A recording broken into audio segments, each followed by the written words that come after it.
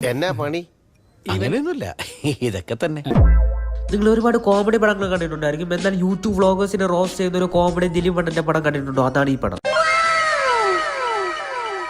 ഇപ്പൊ പറഞ്ഞത് എല്ലാവരാത്ത പടങ്ങളിലും ധ്യാനണ്ണനുണ്ട്. എന്തിന് ഈ പടത്തിലും ധ്യാനണ്ണനുണ്ട്? അതും ഒരു വേസ്റ്റഡ് ഫില്ലായിട്ട്. ഇതിന്റെ ബാറ്ററി വാങ്ങണം, കൊച്ചിന് ടി വി കാണാനുള്ളതാ. കൊച്ചിന് അവന്റെ കൊച്ചു ടി വി കാണാനാ. ഒരു ബാറ്ററി വാങ്ങാൻ പോലും. വേറൊരു മെയിൻ അപരാധമാണ് ദിലീപാണ്. ആണ് ഈ പടത്തിൽ എല്ലാവരുടെ കയ്യിൽ നിന്ന് മൂക്ക് വാങ്ങി വിടുന്ന ഒരു പൊട്ടൻ ക്യാരക്ടറാണ്. ഇവിടെ ബാലരമ വരുന്നേ ഈ കൊച്ചിന്. അല്ല, ചേട്ടായിടെയാ. വ്യാഴാഴ്ച ഇത് കിട്ടിയില്ലെങ്കിലേ ചേട്ടായിക്ക് ഉറക്കം വരൂല. അപ്പോൾ പടം തോന്നുന്നത് ധ്യാനണ്ണന്റെ കല്യാണ ആലോചനയാണ്. അണ്ണനെ പറ്റി പറയുകയാണെങ്കിൽ ഒരു ജോലിക്ക് പോകാതെ വീട്ടിലിരുന്ന് ദിലീപ് അണ്ണന്റെ ചെലവിൽ ജീവിക്കുന്നതാണ് പരിപാടി. പിന്നെ വേറൊരു മുണ്ടയും കൂടെ ഉണ്ട്. അവരും ഇതേപോലെ സെയിം പാറ്റേൺ ആണ്. എന്നാ പണി?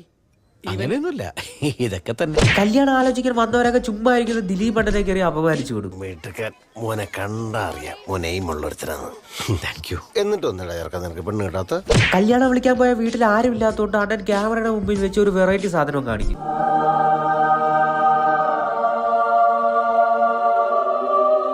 ദിലീപ് അണ്ണൻ ധ്യാനണ്ണന് താലി കെട്ടാനൊക്കെ പഠിപ്പിച്ചു കൊടുക്കും. ഡേഡേ ഒരു താലി കെട്ടാൻ പോലും അറിയാത്ത പൊട്ടനാണ് ധ്യാനണ്ണൻ. അങ്ങനെ പെട്ടെന്നായിരുന്നു ധ്യാനണ്ണന്റെ കല്യാണം കഴിഞ്ഞത്. അതോടെ അണ്ണന്റെ റൂമും കൈവിട്ടു പോകും. So sad. പിന്നെ അണ്ണൻ എങ്ങനെയെങ്കിലും ഉറങ്ങാമെന്ന് കരുതി ഇവരുടെ റൂമിൽ വന്നപ്പോൾ ഇവരാണ് ഈ പടത്തിലെ ഗേൾ അടിച്ചിട്ടുള്ള ഓരോ ആള്. കല്യാണം കഴിഞ്ഞ് 2 കൊച്ചുങ്ങളുണ്ടായിട്ട് ഇവർ രാത്രി മാട്രിമോണിയിൽ ചാറ്റ് ചെയ്യാണ് പരിപാടി. ഫാഷൻ ഡിസൈനിങ്ങിന്റെ രാജകുമാരൻ. പുറത്ത് നല്ല മഴ, കയ്യിൽ ചൂട് കട്ടൻ ചായ. I think I found my soulmate Sonia. ഈ പടത്തിലാണെങ്കിൽ ഒരു പ്രത്യേകതരം ജോലിയാണ് ചെയ്യുന്നത്.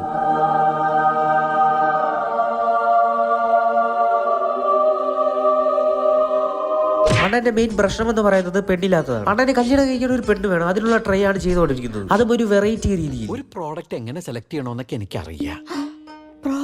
അതെ, അണ്ണൻ കല്യാണം കഴിക്കാൻ പോകുന്ന പെണ്ണിനെ പ്രോഡക്റ്റ് എന്നാണ് വിളിക്കുന്നത്. ഇവരാണെങ്കിൽ അണ്ണൻ എങ്ങനെ ഒരു പെണ്ണിനെ വീഴ്ത്താമെന്ന് ക്ലാസ് ഒക്കെ എടുത്തു കൊടുക്കും. ഒരു പെൺകുട്ടി ആദ്യം കാണുമ്പോൾ തന്നെ ചാടിക്കേറി കല്യാണക്കാര്യം അല്ല സംസാരിക്കേണ്ടത്. ആദ്യം ലോകകാര്യം പറയണം, പിന്നെ പൊതുകാര്യം പറയണം. ഇനി അടുത്തതാണ് പ്രധാന കാര്യം, നിങ്ങൾ മാത്രം. അങ്ങനെ ക്ലാസ് ഒക്കെ കഴിഞ്ഞ് വീട്ടിലെത്തിയപ്പോഴാണ് ഒരു ഹാപ്പി ന്യൂസ്. എടാ, നീ പിന്നെയും പേരപ്പനാവാൻ പോണോന്ന്. ഇതൊന്നും കണ്ടോണ്ടിരിക്കാൻ സഹിക്കാതെ അണ്ണൻ കല്യാണം കഴിഞ്ഞിട്ട് എത്ര ദിവസമായിടാ? 23. നാണൂലാത്തവനെ, ഒരു മര്യാദക്ക് വേണ്ട. ഇനി അടുത്ത ആൾക്ക് ഇങ്ങനെ ചെയ്യില്ലടാ. ഇല്ല. അണ്ണൻ അങ്ങനെ ലോൺലിനെസ് ആയിട്ട് നടന്നപ്പോഴാണ് കാണാൻ കൊള്ളുന്ന ഒരു കൊച്ചുകുട്ടി വളരെ അൺപ്രഡിക്റ്റബിൾ ആയിട്ട് കാണുന്നത്. അണ്ണൻ കണ്ടപ്പോൾ തന്നെ ആ കൊച്ചു പെണ്ണിയോട് ക്രഷ് അടി. എന്തോന്നേ, ഏജിനെങ്കിലും കുറച്ച് റെസ്പെക്ട് കൊടുക്കണേ. Age is just A number എന്ന് പറഞ്ഞ അണ്ണൻ അവളെ പറയാൻ നടക്കും. എന്തിനാണ് ഈ കാര്യങ്ങൾക്ക് പ്രത്യേകം ഫോം കൂടുതലാണ്.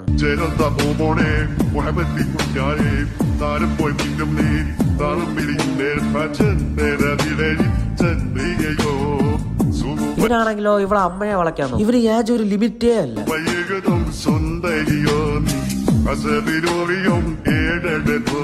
അങ്ങനെ എല്ലാം സെറ്റ് ഏകദേശം വന്നപ്പോഴാണ് ഈ പടത്തിലെ മെയിൻ ഡിസ്. ഇവളുടെ അമ്മയ്ക്ക് അണ്ണനെ ഇഷ്ടപ്പെടും, എന്നിട്ട് പ്രപ്പോസ് ചെയ്യും. ഇത്രയും നാൾ അണ്ണനെ ഇവളുടെ അമ്മ വൺ സൈഡ് ആയിട്ടാണ് ലവ് ചെയ്തുകൊണ്ടിരിക്കുവായിരുന്നു. ഇതുപോലെ കഴിച്ചോളൂ. ഓക്കെ. ഇവരുടെ രണ്ടുപേരുടെ ഏജ് ഒക്കെ ഏകദേശം ഒന്നാണ്. എന്നാൽ പോലും അണ്ണൻ ഈ ബന്ധം വേണമെന്ന് വെക്കും. അണ്ണൻ 24 വയസ്സുള്ളവരെ കെട്ടുള്ളൂ. അങ്ങനെ അണ്ണൻ ഇതിന്റെ ഡിപ്രഷനിൽ നിൽക്കുമ്പോഴാണ് വീണ്ടും ഒരു സന്തോഷ വാർത്ത ധ്യാനം പറയുന്നത്. ട്വിൻസ്. കർത്താവ് ഇങ്ങനെ വാരിക്കോരി തരുകയാണല്ലോ. ആദ്യം പ്രിൻസ്, പിന്നെ ജിൻസ്, അത് കഴിഞ്ഞപ്പോ ഷിൻസ്, ഇപ്പൊ ട്വിൻസ്.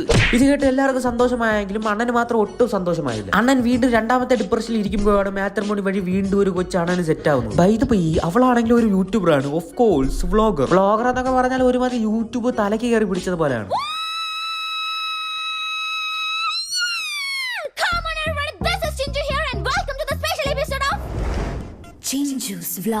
എന്ത് ചെയ്താലും വ്ളോഗിങ്, കഴിക്കുമ്പോൾ വ്ളോഗിങ്, എവിടെയെങ്കിലും പോയാൽ വ്ളോഗ്. എന്തിന് പെണ്ണുകാലിന് പോലും ലൈവായിട്ടാണ് വ്ളോഗിങ് ചെയ്യുന്നത്. അങ്ങനെ ഈ അവിഞ്ഞ ലൈവ് കണ്ട് അണ്ണൻ ഫേമസ് ആവും. അങ്ങനെയെങ്കിലും അണ്ണൻ ഫേമസ് ആയല്ലോ.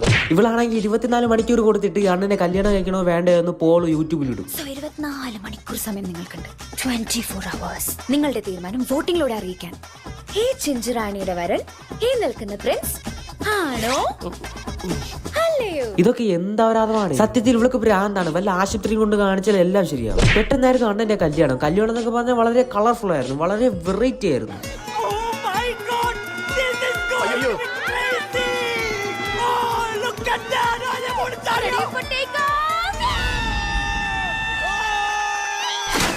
ഈ അപരാധമൊക്കെ കഴിഞ്ഞ് കുറച്ച് ഫസ്റ്റ് നൈറ്റ് നടത്താൻ അണ്ണൻ റൂമിൽ കയറി വന്നപ്പോ ഫസ്റ്റ് നൈറ്റ് പോയിട്ട് ഒരു പൂച്ചാണ്ടി പോലും നടക്കില്ല, എന്തിന് റൊമാൻസ് പോലും നേരെ നടക്കില്ല. ഇനി അങ്ങോട്ട് പിന്നെ വ്ളോഗിങ് അപരാധങ്ങളാണ്, അതും ഫാമിലി വ്ളോഗിങ് അപരാധം. ഓടും കുതിര, ചാടും കുതിര, വെള്ളം കണ്ടാൽ നിൽക്കും കുതിര.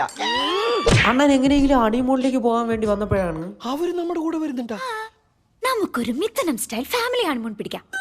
അതാവുമ്പോ എത്ര സ്പോൺസേഴ്സിനെ കിട്ടുന്നറിയോ? ചാച്ചന്റെ പുറം വേദനയുടെ ബെൽറ്റിന്റെ ആഡ്, കൊച്ചിന്റെ ഡൈപ്പറിന്റെ ആഡ്, അമ്മച്ചിയുടെ ട്രാവൽ ബാഗിന്റെ ആഡ്. എല്ലാം ബിസിനസ് ആണ്. എന്തിന് ഈ കല്യാണം തന്നെ വളരെ ഒരു മികച്ച ഒരു ബിസിനസ് ആണ്. This is business. അങ്ങനെ പെട്ടെന്ന് ഇവള് യൂട്യൂബിൽ ട്രെൻഡിൽ നിന്നും മാറും. അതോടെ ഇവൾക്ക് ഭ്രാന്തും പിടിക്കും. യൂട്യൂബ് ട്രെൻഡിങ് നമ്പർ 1 ആവാൻ വേണ്ടി വെറുതെ ഇരുന്ന് ഈ ചേച്ചിയുടെ കടയെ കുറ്റം പറഞ്ഞ് വീഡിയോ അപ്ലോഡ് ചെയ്യും. അങ്ങനെ അങ്ങോട്ട് കേസും കരച്ചിലും കുറ്റം പറച്ചിലും കുറ്റയേറ്റ് പറച്ചിലും പോലീസൊക്കെ ആയി ഒരു കളർഫുൾ എൻഡിങ്ങിൽ കൊണ്ടെത്തി. അപ്പോഴാണ് ഇവർക്ക് ബിഗ് ബോസിലേക്ക് എൻട്രി കിട്ടുന്നത്. ഹലോ മാം, ഇത് ബിഗ് ബോസ് സീസൺ 7 വിളിക്കുന്നത്.